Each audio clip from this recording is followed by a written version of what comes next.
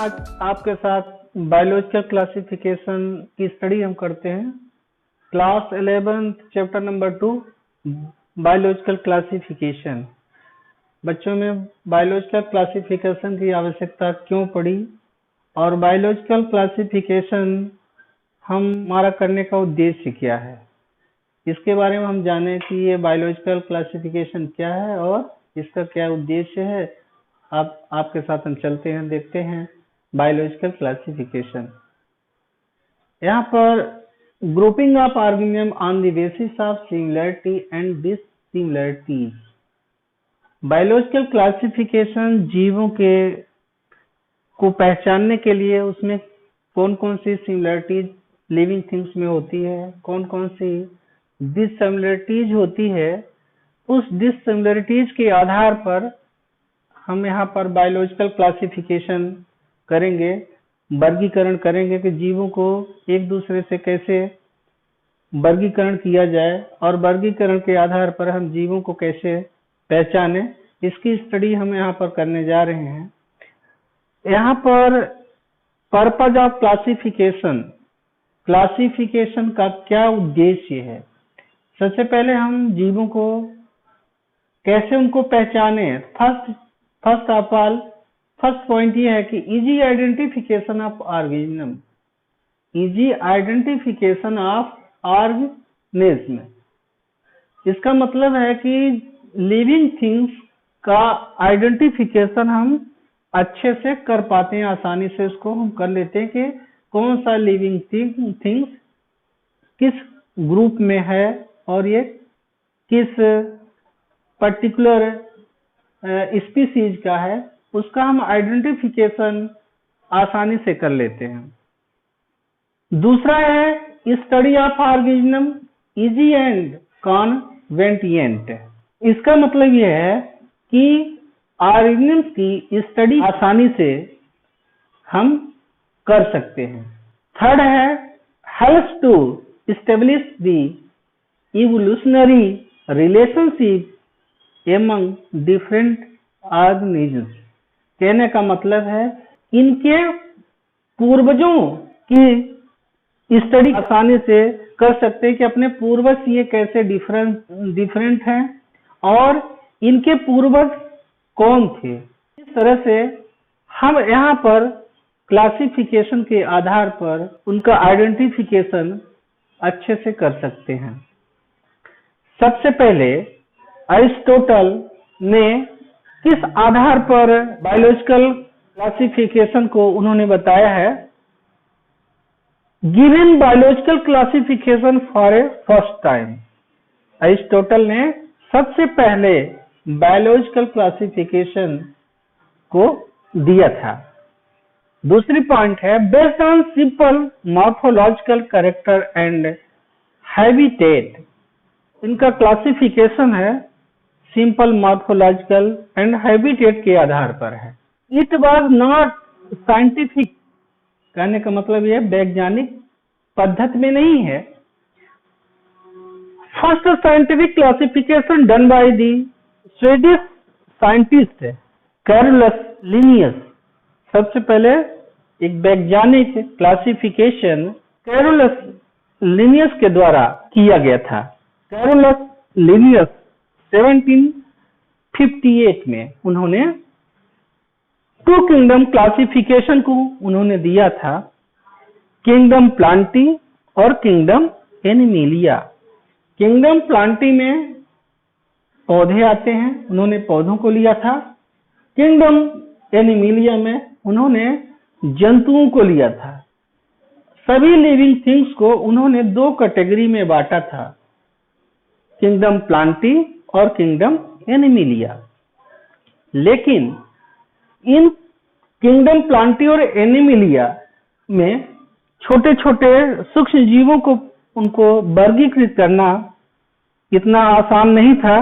Classification में समस्या उत्पन्न होती थी क्योंकि कुछ लिविंग थिंग्स ऐसे थे, न तो उनको प्लांट कहना, न तो उसमें टोटली प्लांट के कैरेक्टर थे, न तो टोटली उसमें एक एनिमल्स के कैरेक्टर थे।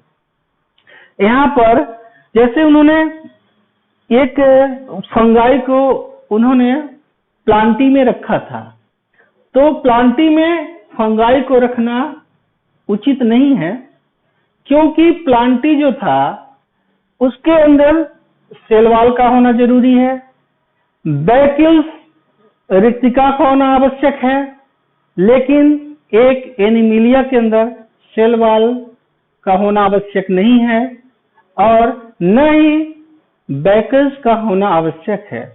फिर इसके आधार पर एक प्लांटी में क्लोरोफिल उपस्थित होता है और क्लोरोफिल उपस्थित के कारण वो ऑटोट्रॉप्स म्यूटेशन होता है, लेकिन जो एनीमिलिया है, एनीमिलिया में क्लोरोफिल अब्सेंस होता है, वह हिट्रोट्रॉप्स होता है, अपने भोजन के लिए दूसरे लिविंग थिंग्स के ऊपर उपस्थित होता है। प्लांटी में जो नर्वस सिस्टम, रेस्पिरेटरी सिस्टम, सारे सिस्टम अनुपस्थित होते हैं, उसमें उनका अभाव होता है, लेकिन एनीमिलिया में इन सारे सिस्टमों को, रेस्पिरेटरी सिस्टम और नर्वस सिस्टम, इस तरह के जो भी सिस्टम हैं, ये सारे सिस्टम एनीमिलिया किंगडम में प्रेजेंट होते हैं। उसी के आधार पर इन्होंने एक प्लांटी और एनीमिलिया को कैटेगराइज किया था, लेकिन जब सूक्ष्म जीवों की खोज हुई, इन सारे अपवादों के चलते दोनों को डिस्टिंग्विश करना बड़ा मुश्किल का काम पड़ा। यहाँ पर इसमें प्लांटी में गत करने की कोई आवश्यकता नहीं होती है, लेकिन एनीमिलिया में उन्होंने गतिशीलता को, मोटिलिटी को उनमें ध्यान रखते हुए उन्होंने डिस्टिंग्विश किया था। लेकिन यहाँ एक उदाहरण हम एग्जांपल्स इग्लिना का लेते हैं। इग्लिना को उन्होंने प्लांटी ग्रुप में रखा था, लेकिन प्लांटी ग्रुप में इग्लिना में क्लोरोफिल तो होता है, लेकिन क्लोरोफिल वो तो प्लांटी का अपीयरेंस कर रहा है, बट उसमें फ्लैजिलेटेड लोकोमोटरी उसमें ऑर्गन्स होता है, जिसकी वजह से उसमें लोकोमोशन होता है। तो यानी कैरेक्टर से कुछ कैरेक्टर वो प्लांटी की तरह बिहेव कर रहा है, कुछ कैरेक्टर्स जो है एनीमिलिया की तरह बिहेव कर रहा है। इस तरह से दूसरा एग्जांपल है फंगाई। फंगाई में को प्लांटी में रखना वो भी उचित नहीं है, क्योंकि क्लोरोफिल अनुपस्थित होता है, लेकिन एनीमिलिया जैसा बिहेव करता है, हिट्रोटॉपिक म्यूटेशन होता है। उस हिट्रोटॉपिक म्यूटेशन की वजह से वो एनीमिलिया की तरह बिहेव करता है। इस तरह से बहुत सारे एग्जांपल्स प्लांट किंगडम और एनिमल किंगडम के बीच में पत्तियां आने की वजह से यहाँ पर फिर से थ्री किंगडम क्लासिफिकेशन ईस्टर्न हैकल के द्वारा 1886 में दिया गया। यहाँ पर किंगडम प्रोटिस्टा, किंगडम प्लांटी और किंगडम एनीमिलिया दिया गया। इसमें आगे जो थे जैसे blue green algae, bacteria, protozoans, इन सब को ये प्रोटिस्टा किंगडम में रखा गया। इसके बाद जो प्लांट की तरह बिहेव करते थे उनको प्लांटी में रखा गया, और जो एनिमल की तरह कैरेक्टरिस्टिक फीचर था एनीमिलिया में रखा गया। इसके बाद यूकैरियोट्स के आधार पर यहाँ पर जब प्रोटोजोअन्स की जानकारी मिली, उसके आधार पर यहाँ पर फोर किंगडम क्लासिफिकेशन दिया गया, जो हर्बर्ट एफ कोपलैंड के द्वारा 1956 में दिया गया। यहाँ पर ये हर्बर्ट एफ कोपलैंड 1956 में इन्होंने 4 किंगडम को उन्होंने दिया, kingdom Monera, kingdom Protista, kingdom Plantae, kingdom Animalia. अब किंगडम मोनेरा में वो ब्लू ग्रीन एल्गी और बैक्टीरिया को उन्होंने रख दिया। इसके बाद ये किंगडम प्रोटिस्टा में फंगाई और प्रोटोजोन्स को रख दिया, और प्लांट की तरफ बिहेव करने वाले अन्य सभी प्लांटों को प्लांटी में रख दिया, और एनिमल की तरह बिहेव करने वाले एनिमल कैरेक्टरिस्टिक्स फीचर्स रखने वाले को उन्होंने एनीमिलिया किंगडम में रखा। इसके बाद जब R.H. विटेकर ने 1969 में आए, तब उन्होंने 5 किंगडम क्लासिफिकेशन को उन्होंने किया। फंगाई को प्रोटिस्टा में रखा था, उस फंगाई को फिर से उन्होंने प्लांटी से अलग कर दिया। उन्होंने 5 तरह का क्लासिफिकेशन किया, पहला मोनेरा, दूसरा प्रोटिस्टा, तीसरा फंगाई और चौथा जो था प्लांटी और पांचवा जो था एनिमिलिया था। 5 किंगडम का क्लासिफिकेशन आर.एस. विटेकर के द्वारा इन कैरेक्टरिस्टिक्स फीचर्स के आधार पर दिया गया, जो कि सर्वमान्य के रूप में वो देखा जाता है।